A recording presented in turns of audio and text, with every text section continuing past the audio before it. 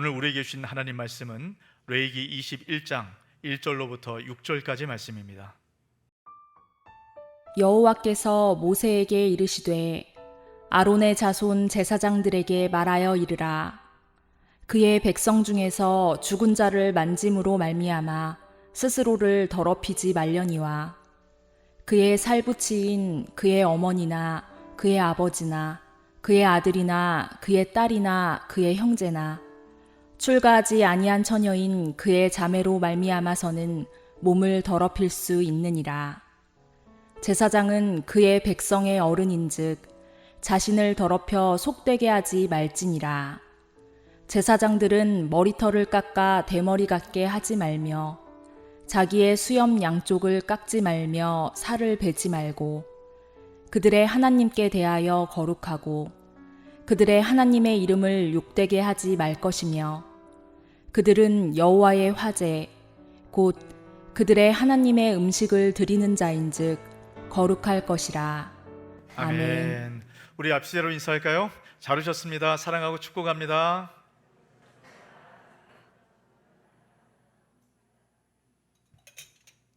네, 여러분 할 수만 있는 대로 좀 많이 교제하시고 또 함께 해주시길 부탁드리도록 하겠습니다. 우리가 이제 오늘부터 레위기 말씀을 함께 나누게 됩니다. 우리가 지난 3월에 레위기를 전반부 나누다가 이제 후반부 말씀을 이제 이번 주부터 함께 나누게 돼요. 레위기가 어떤 구조로 되어 있는가 혹시 여러분 기억하십니까? 다시 여러분 기억을 좀 살리기 위해서 전체 구조를 잠깐 한번 보여드리도록 할게요. 레위기 전반부는 1장부터 10장까지 이 내용은 거룩하신 하나님께 나아가는 방법, 그 길이 무엇인가 그 이야기를 하고 있어요. 거룩하신 하나님께 나아가는 방법, 여러분 이것은 제사입니다. 제사를 통해서 하나님께 나아갈 수 있다, 이 얘기를 하고 있습니다. 그리고 11장부터 27장까지의 말씀은 그 거룩한 하나님과 동행하는 방법, 다시 말하면 거룩한 삶을 어떻게 살아갈 수 있는가 그 이야기를 하고 있어요. 오늘 우리가 21장 말씀 읽었잖아요. 21장부터 22장까지는 제사장 규례입니다. 제사장이 그 거룩한 하나님 앞에 어떻게 살아가야 되는가 그 이야기를 하고 있습니다. 오늘 여러분 이 구조를 기억하시고 오늘 말씀을 우리 한번 같이 나누도록 하겠습니다. 자, 여러분 오늘 우리가 이제 제사장에 대한 규례를 함께 나눈다고 말씀드렸어요. 근데 제사장이 도대체 나랑 무슨 상관이기에 우리가 오늘 이 말씀을 함께 보아야 될까요? 여러분 우리는 하나님께서 거룩하게 불러주신 제사장들입니다. 베드로전서 2장 9절 말씀 우리 함께 읽도록 합니다. 그러나 너희는 택하신 족속이요 왕같은 제사장들이요 거룩한 나라요 그의 소유가 된 백성이니 이는 너희를 어두운 데서 불러내어 기이한 빛에 들어가게 하신 이의 아름다운 덕을 선포하게 하려 하심이라.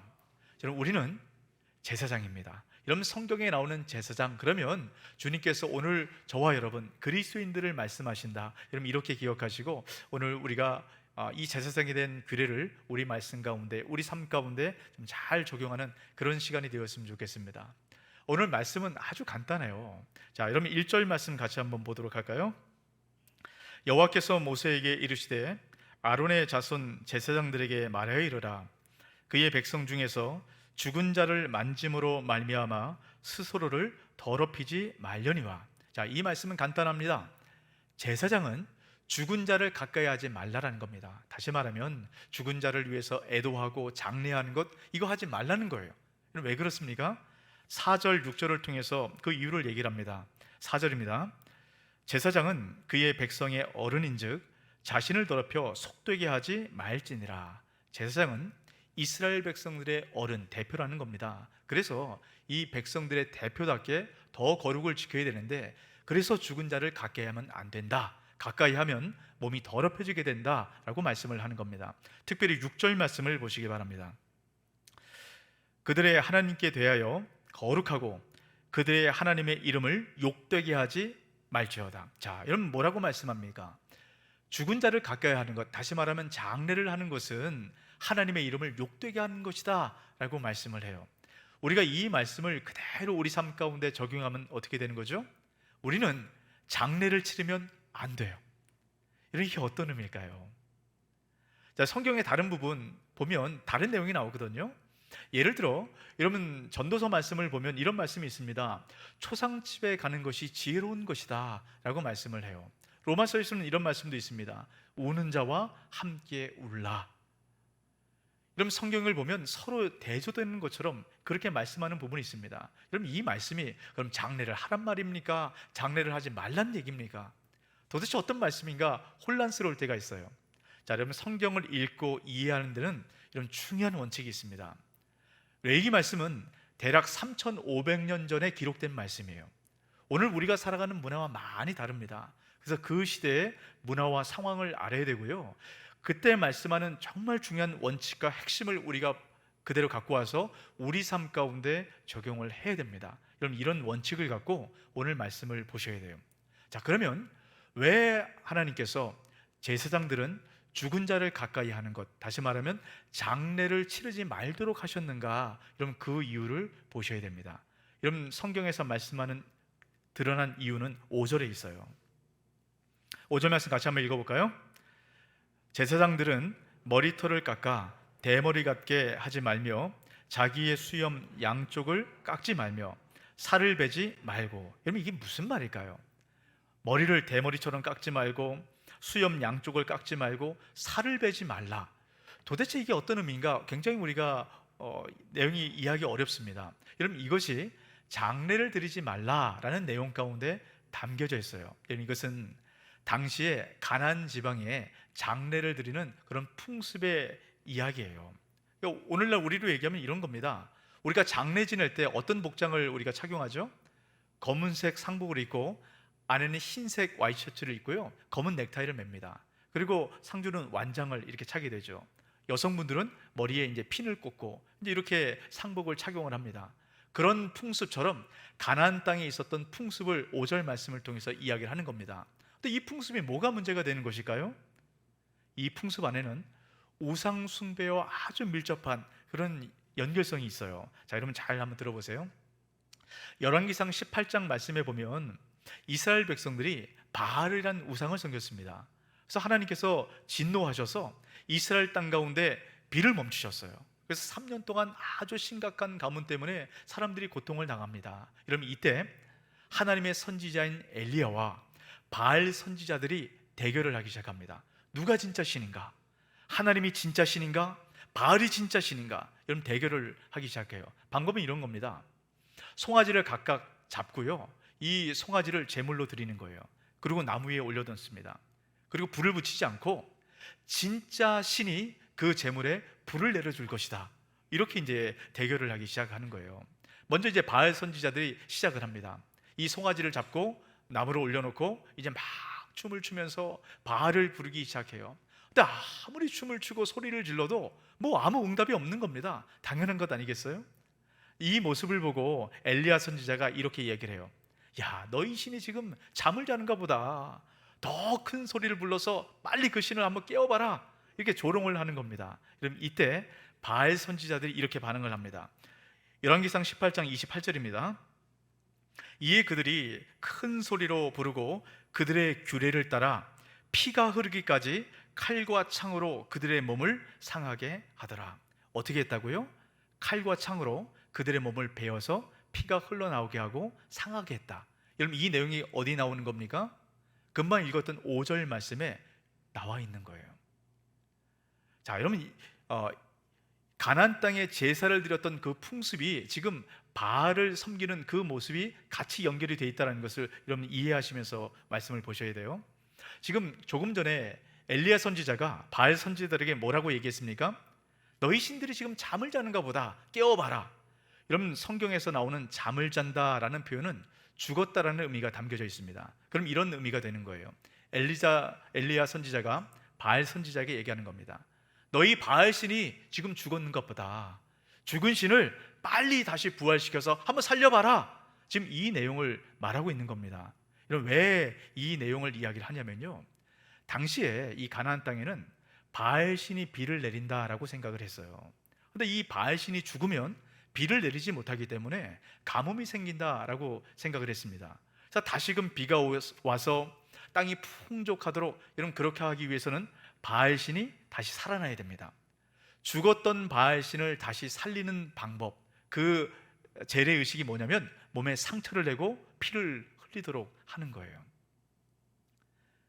지금 이 바알신을 섬기는 재래 의식을 가나안 땅의 장례 문화에 그대로 갖고 들어와서 행하고 있다는 겁니다. 그러니까 당연히 하나님이 바알신을 섬기는 방식으로 하나님을 섬겨서는 안 된다라고 말씀을 하고 있는 겁니다. 근데 여러분 한번 생각해 보세요. 왜 바알신을 섬기는 그 방식으로 장례 때 그렇게 행하게 됐던 걸까요?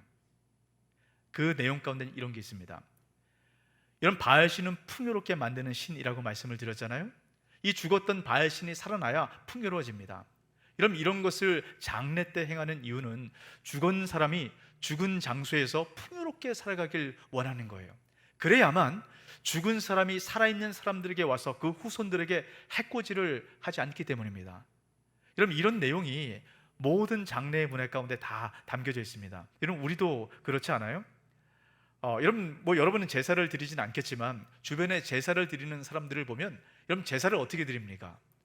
상다리가 부러지도록 상을 차려요. 여러분, 왜 그렇게 할까요? 귀신이 와서 해코지하지 않도록, 여러분, 죽은 귀신이 와서 그 음식을 잘 먹도록 여러분 그렇게 상다리를 잘 부러지도록 차려놓습니다. 그리고 그 제사 음식을 문 밖에 조금 내놔요. 여러분, 왜 내놓는 줄 아세요? 그 조상 귀신을 따라온 다른 귀신들이 그 음식을 먹고 해코지하지 않도록 이런 그렇게 음식을 밖에 내놓는 거예요. 그러니까 이 망자에 대한, 죽은 사람에 대한 이 공포심이 이 사람들에 대해서 이런 문화를 만들어냈다라는 겁니다. 여러분, 죽은 사람을 숭배하는 일, 그 일들을 여러분 왜 하게 되는 것일까요? 죽음에 대한 두려움 때문입니다. 여러분, 이 죽음의 두려움은 아주 심각한 거예요. 우리 모든 일상과 문화 가운데 이 두려움과 불안이 차지하고 있습니다. 여러분, 우리가 많은 일들을 통해서 두렵고 불안하고 염려하는 일들 있죠? 그럼 사실은 그 모든 두려움과 불안 속에는 죽음의 두려움이 그 안에 깔려 있어요. 여러분, 우리가 때는 질병의 고통을 당하기도 하고 우리가 아플 때가 있습니다. 여러분, 왜 우리가 아플 때 근심되고 걱정되고 우리가 염려가 됩니까? 죽을 것이 두렵기 때문이에요. 여러분, 죽는 것이 두렵지 않으면 아픈 것 아무도 걱정하지 않을 겁니다. 여러분, 때는 우리가 실직을 해요. 직장을 잃어버립니다. 또 취업을 못합니다. 여러분, 또 경제적인 문제가 있을 때가 있어요. 여러분, 이때 우리가 왜 염려하고 왜 걱정하고 왜 두려워합니까? 이 경제적인 것이 없어서 우리가 죽을까 봐, 이것이 두려워서 우리가 염려하고 걱정하는 겁니다. 죽음의 두려움이 그 밑바닥 가운데 깔려 있는 거예요. 우리가 사랑하는 사람과 헤어짐이 왜 이러면 두렵고 왜 염려가 됩니까? 죽음은 단절이 있습니다. 분리가 생겨요. 그러니까 이 죽음에 대한 두려움이 이런 모든 것 가운데 깔려 있기 때문에 우리가 염려하고 두려워하게 되는 것이에요. 자, 그러면 우리 삶 가운데 두려움과 불안과 염려를 주는 이 죽음이라는 것이 여러분 어디서 왔을까요? 우리 이것을 생각해 봐야 됩니다. 자, 창세기 3장 19절입니다. 내가 흙으로 돌아갈 때까지 얼굴에 땀을 흘려야 먹을 것을 먹으리니 내가 그곳에서 취함을 입었음이라. 너는 흙이니 흙으로 돌아갈 것이니라 하시니라. 죽음은 하나님께서 본래 계획하신 이 세상 가운데 들어있는 것이 아닙니다. 죽음이라는 것은 하나님께서 이 세상을 창조하실 때 그때부터 있던 것이 아니에요. 그럼 죽음은 언제 생긴 것입니까? 죽음은 죄로 말미암아 만들어진 겁니다. 그래서 저주로 우리 삶 가운데 온 거예요. 그러면 우리가 이 죽음을 어떻게 대해야 될까? 그럼 이것을 잘 생각해 볼 필요가 있습니다. 요한복음 11장 말씀을 보면 예수님께서 죽었던 나사로를 살리는 그 내용이 나오죠. 근데 예수님께서 나사로가 완전히 죽을 때까지 4일 동안 주님께서 기다리셨다가 나사로에게 가십니다.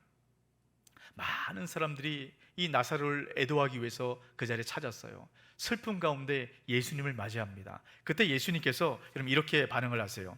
요한복음 11장 33절입니다. 예수께서 그가 우는 것과 또 함께 온 유대인들이 우는 것을 보시고 심령의 비통히 여기시고 불쌍히 여기사. 비통히 여기셨다라는 의미는 어떤 것이냐면요, 화가 나가지고 막 씩씩대고 있는 겁니다. 막 콧김을 씩씩대면서 화가 난 상태, 이게 지금 비통히 여기는 겁니다. 또 불쌍히 여겼다는 건요, 슬픈 그 이야기를 하는 것이죠. 자, 여러분 한번 생각해 보세요. 예수님께서 지금 나사로에게 왜 오셨어요? 죽은 나사로를 살리려고 오셨잖아요. 그럼 다른 사람들이면 몰라도 예수님은 곧 큰 기적을 베푸셔서 나사로를 살릴 거기 때문에 여러분 슬퍼할 필요가 없는 겁니다. 그냥 살포시 미소 지으면서 죽은 나사로를 살리면 돼요. 근데 왜 예수님께서 슬퍼하셨을까요? 특별히 예수님께서 왜 화를 내셨을까요? 죽음이 침입자이기 때문이에요. 죽음이 죄를 틈타서 우리 가운데 들어왔습니다.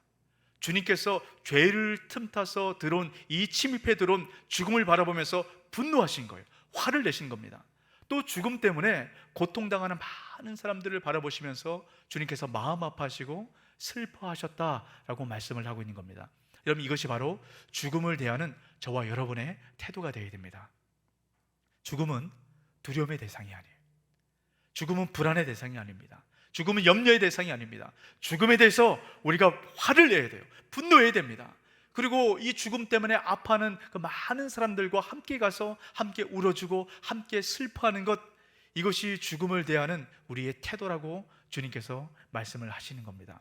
근데 여러분, 여기서 기억하셔야 될 것이 있어요. 여기서 주님께서 한 단계 더 나가라고 말씀하십니다. 우리가 지금 레위기 21장 말씀을 우리가 함께 읽었어요. 근데 일반 제사장에게는 이런 죽음을 가까이 하면 안 되지만 예외 규정이 있습니다. 어떤 규정이 있냐면 부모나 자녀나 형제 장례가 있을 때는 장례를 드려도 괜찮습니다. 여러분, 그런데 대제사장은 달라요. 자, 11절 말씀 보십시오. 어떤 시체든지 가까이 하지 말지니 그의 부모로 말미암아서도 더러워지게 하지 말며라고 얘기합니다. 여러분, 일반 제사장은 직계 가족은 괜찮아요. 근데 대제사장은 직계 가족도 안 됩니다. 아무도 안 된다라고 말씀해요. 여러분, 왜 이런 차이점을 주님께서 말씀을 하시는 걸까요? 여러분, 이것이 갖고 있는 의미가 무엇일까요? 우리가 얼마 전에 히브리서 말씀 함께 묵상했죠. 그러면서 제가 이런 말씀을 드렸어요. 구약에 나오는 대제사장, 레위 계통의 대제사장은 하늘에 계신 대제사장의 그림자다라고 말씀을 드렸습니다. 여러분, 성경에 대제사장이 나오면 이것을 여러분 예수 그리스도와 연결을 시키셔야 돼요. 이 말씀도 마찬가지입니다. 영원한 대제사장인 예수 그리스도께서 여러분 죽음에 대해서 어떻게 행하시는지 아십니까? 히브리서 2장 14절입니다. 자녀들은 혈과 육에 속하였음에 그도 또한 같은 모양으로 혈과 육을 함께 지니심은 죽음을 통하여 죽음의 세력을 잡은 자 곧 마귀를 멸하시며, 죽음은 침입해 들어온 거예요. 침입해 들어온 죽음에 대해서 예수 그리스도께서 죽으심으로 말미암아 죽임을 완전히 멸하셨다라고 말씀합니다. 그리고 주님께서 그 이후에 어떻게 하는지 아세요? 로마서 6장 5절 말씀 같이 한번 읽습니다.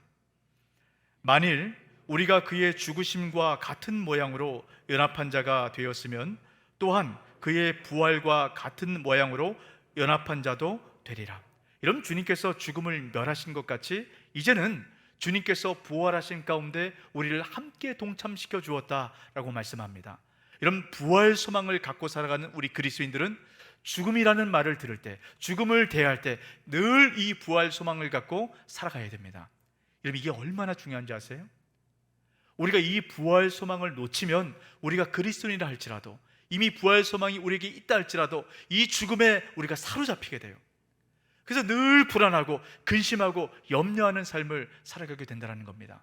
부활 소망을 가질 때 우리 안에 있던 불안과 근심과 걱정들, 이것으로부터 벗어날 수 있다라고 말씀을 하는 겁니다. 부활 소망을 우리가 붙들고 살아가야 돼요. 여러분, 자반고등어 혹시 좋아하십니까? 네. 이 자반고등어가 어떤 고등어를 자반고등어라고 얘기를 하죠? 고등어에 소금을 뿌린 고등어를 자반고등어라고 얘기를 해요. 여러분, 고등어는 굉장히 성질이 못됐다 그래요. 그래서 고등어를 잡으면 금방 죽는답니다. 죽으면 부패하잖아요. 이 부패하지 않고 이 고등어를 오랫동안 유지시켜서 먹을 수 있는 그 방법이 바로 소금을 뿌리는 겁니다. 고등어에 소금을 뿌리면 고등어는 부패하지 않아요. 죽음은 우리 인생을 부패하게 만듭니다. 부패하게 만드는 우리 죽을 수밖에 없는 인생 가운데 부활 소망의 소금이 뿌려지기 시작할 때 우리는 죽음의 두려움과 염려 가운데 잡히지 않게 되는 거예요. 부활 소망을 붙들고 살아갈 때, 부활 소망의 소금을 뿌릴 때 우리는 더 이상 두려움 가운데 잡히는 것이 아니라 그 참된 소망의 그 은혜를 누리며 기대하고 소망하며 살아가는 인생이 되는 겁니다. 부활 소망을 붙들고 살아갈 때 죽음이 더 이상 두려운 게 아니에요. 그 죽음이 우리 인생을 아주 유익한 것으로 여러분 그렇게 바꿔주게 됩니다. 여러분 창세기 4장 말씀에 보시면 아담과 하와가 에덴 동산에 살다가 쫓겨나게 되죠. 그리고 아들을 낳습니다. 두 아들을 낳죠. 가인과 아벨이란 아들을 낳아요. 근데 어떤 일이 벌어져요? 가인이 아벨을 죽이게 됩니다.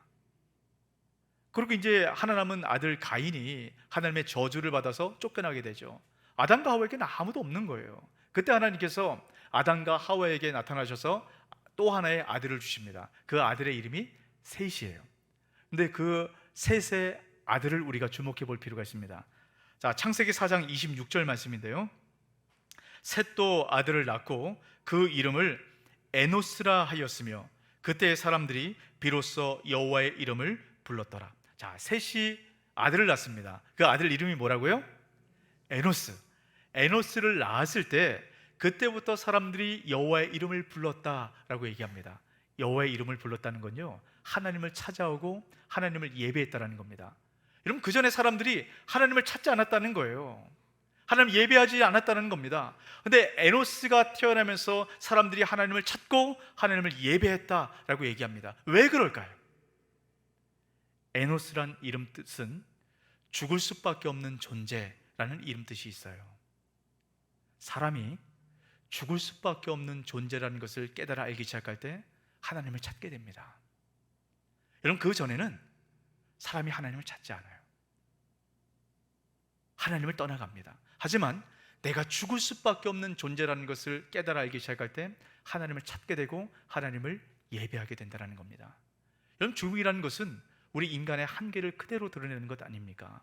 그래서 우리는 늘 죽음을 생각할 때마다 우리 힘으로 할 수 없고 하나님을 찾고 하나님과 함께 살아갈 수밖에 없는 존재라는 것을 비로소 깨달아 알게 되는 거예요.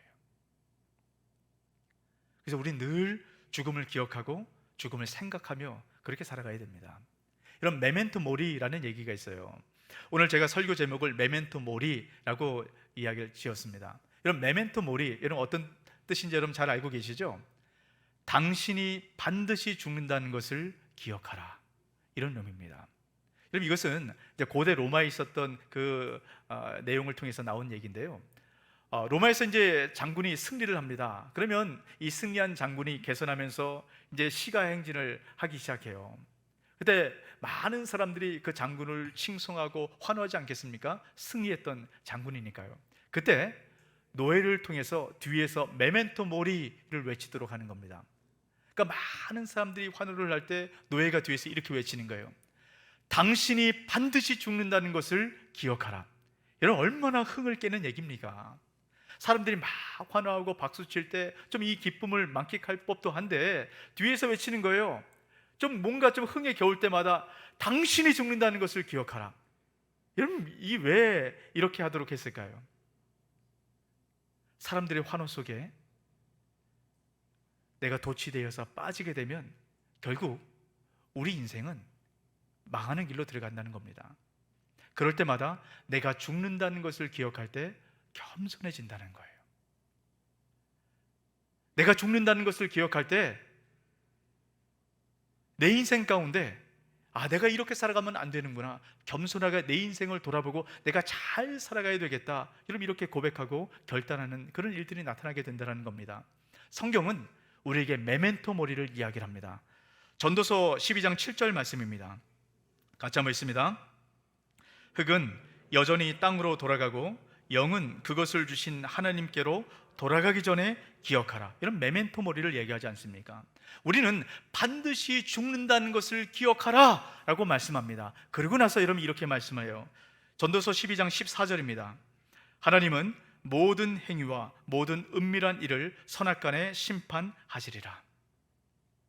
우리는 반드시 죽습니다. 그리고 그 이후에는 심판이 있어요. 우리가 죽는 것을 기억하고 그 이후에 심판이 있다는 것을 기억할 때 여러분 우리가 잘 살아갈 수 있다라고 말씀을 하는 거예요. 제가 얼마 전에 책 하나를 읽었었는데요. 그 책 내용 가운데 이런 내용이 있더라고요. 여러분 바보라는 말을 아시죠? 여러분 바보라는 말은 참 기분 나쁜 말 아닙니까? 이 바보라는 말이 밥보라는 말에서 나왔다라는 거예요. 여러분 밥보가 뭡니까? 늘 눈앞에 있는 밥만 생각하고 살아가는 사람이 밥보잖아요. 그 밥보가 바보라는 거예요.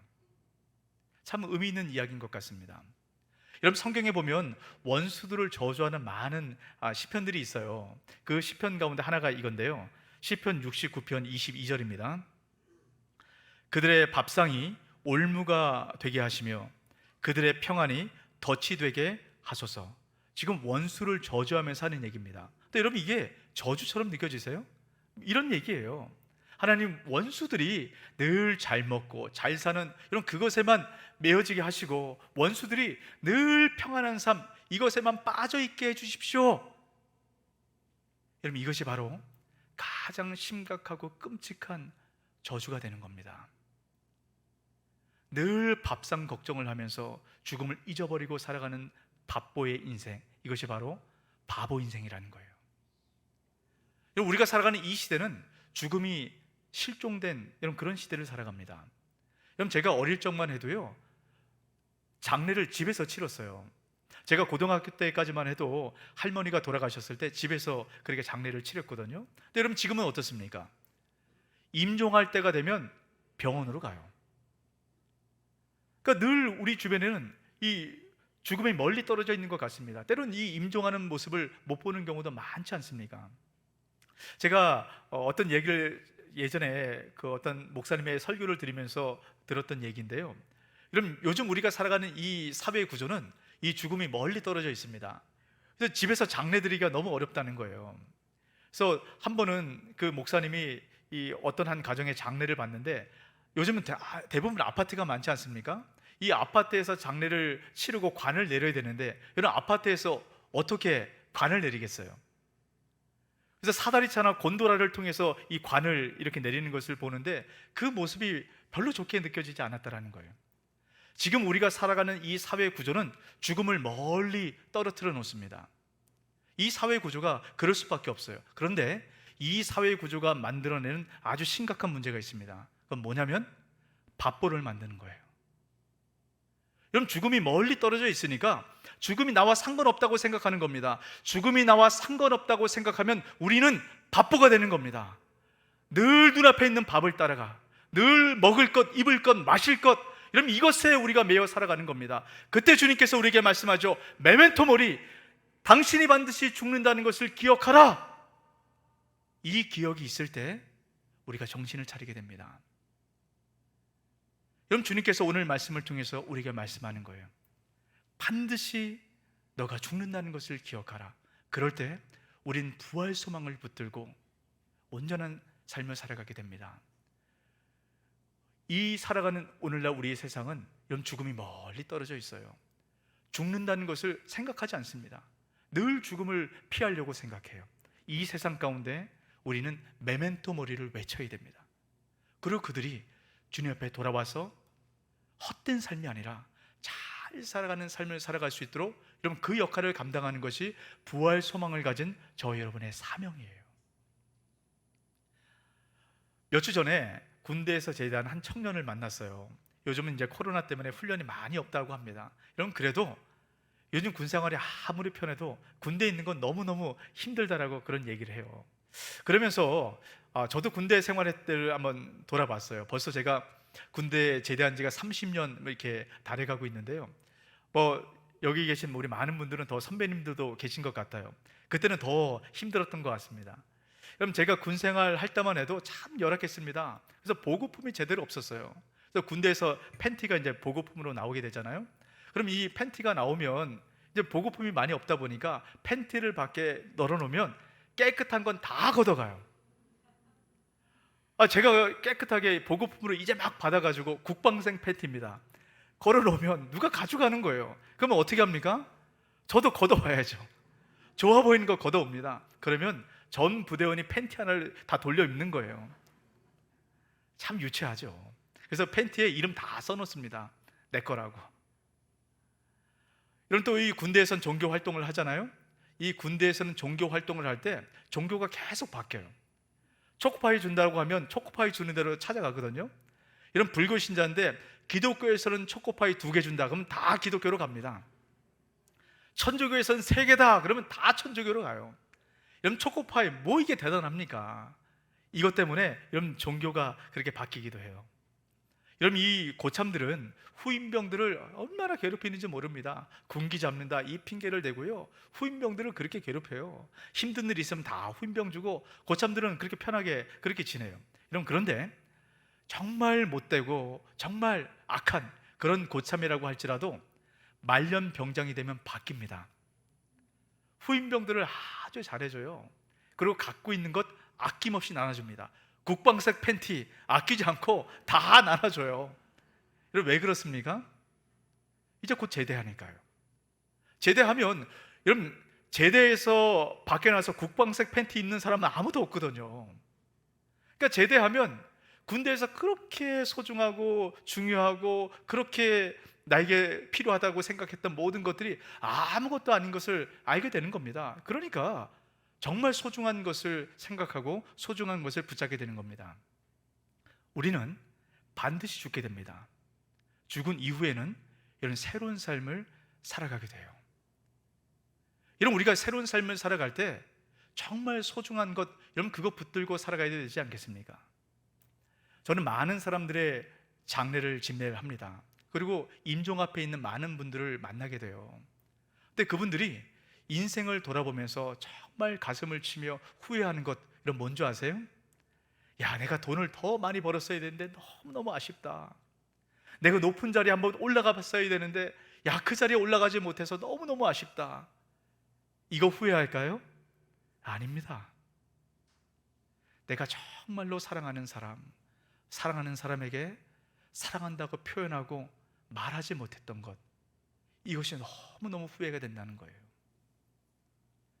그리고 사랑하는 사람에게, 또 주변에 있는 사람에게 내가 잘못했던 것 사과하지 못하는 것, 또 사과한 것을 내가 받아주지 못했던 것, 여러분 이게 후회가 됐다는 겁니다.